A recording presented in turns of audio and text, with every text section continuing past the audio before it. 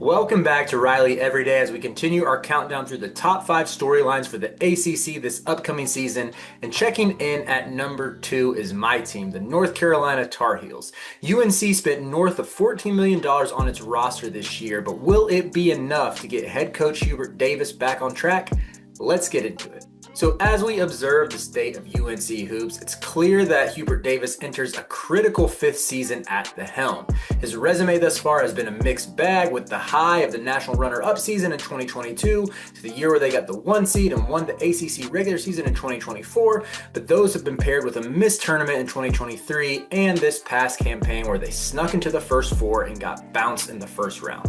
Furthermore, Davis has failed to hit a couple of other key benchmarks throughout his tenure. The Tar Heels are just 14-32 in Q1 games, excluding the postseason, and they've spent only 34 of the 80 weeks ranked in the top 25. And of those 34 weeks where they have been a ranked team for the AP poll, 21 of those were in that 1-seed season. There's been a lot of down mixed into what has historically been a very proud program.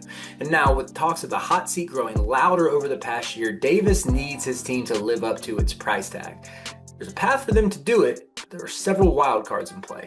So in the backcourt are where most of the question marks can be found. Pooky Evans comes in from Colorado State, and he's an elite shooter, knocked down nearly 45% of his triples last season. But he benefited greatly from playing next to Nick Clifford, who was sort of a point wing who will be a first-round pick in the NBA draft.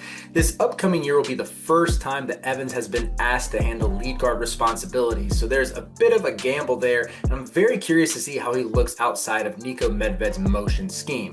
Next to him is Seth Trimble, who's the elder statesman, but questions about his game still persist. He's a downhill driver with great athleticism and has potential to be an elite point of attack defender, but the jumper has been streaky throughout his career, as has his shot selection. He's going to have to clean both of those up to fill some of that scoring production void left by RJ Davis.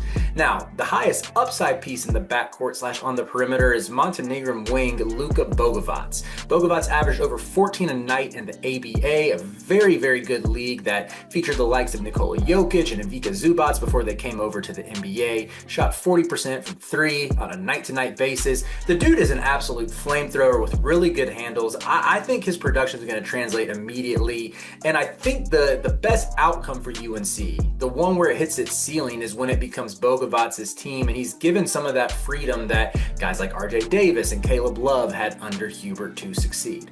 Of course, some of the transition of coming from overseas to college, it may take a little bit for him to get acclimated just to the differences in spacing and to his teammates, especially since he's not on campus yet. Regardless, the much improved front court will greatly ease the burden of the guards and wings. Henry Vasar comes in from Arizona, giving Carolina a big physical presence at the 5. He's a skilled big who can make plays out of the short roll, can make passing reads at the top of the key, and should unlock this offense in a way that we haven't really seen under Davis. Moreover, he dunks everything. He was 3rd in the Big 12 in dunks last season, despite only playing about 20 minutes per game. Next to him is the 5-star Caleb Wilson with point forward upside. He's a really gifted passer, especially in transition, an explosive dunker with terrific defensive instincts. He could emerge as either honestly, the true alpha or the 1B to Bogavots' 1A. But of course, he's going to need to buck the trend of freshmen who have underachieved at UNC. Whatever happens, a lot of this team's season is going to come down to the coaching staff. How do they allocate roles? How do they get guys to buy in? What sort of schematic tweaks do they make to ensure that last season is put behind them quickly?